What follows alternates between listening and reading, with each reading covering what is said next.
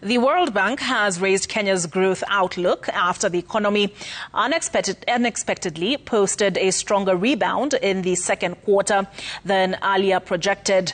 The bank says the surprise recovery, driven largely by construction and easing inflation, is a welcome shift at a time the government struggles to contain rising debt and persistent revenue shortfalls. With that report is Jasmine Wamboi. The latest Kenya Economic Update report by the World Bank reveals that the country's economy is performing better than previously expected. The country's growth outlook for 2025 now stands at 4.9%, an upward revision of the bank's own projection in May of 4.5%.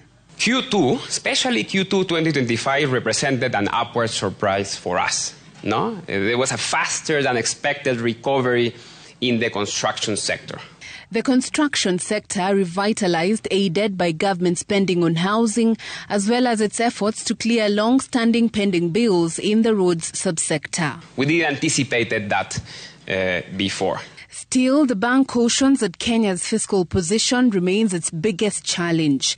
Revenue collections have missed targets by an average of 6.1% over the last 3 years. The fiscal deficit remains wide and public debt has climbed to 68.8% of GDP, much of it financed locally to the detriment of consumers and the private sector. Let's remember that Kenya continues to be assessed in high risk of debt distress, and without more ambitious reforms, especially on the revenue side, debt and fiscal vulnerabilities are likely to persist.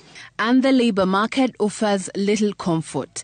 Most new jobs continue to come from the informal sector where pay is low, and real wages have fallen by more than 10% in the last 10 years, raising questions about whether this economic growth is translating into better living conditions for Kenyans. Good macros should be translating to money in the consumer's pocket. We note in the retail sector, consumption has really gone down. We see less consumption. We see smaller shopping baskets. We see focus only on must-buy items, which means food items will go. Basic consumption items are moving, but anything that is considered a luxury good, depending on the level of income, is not moving at all.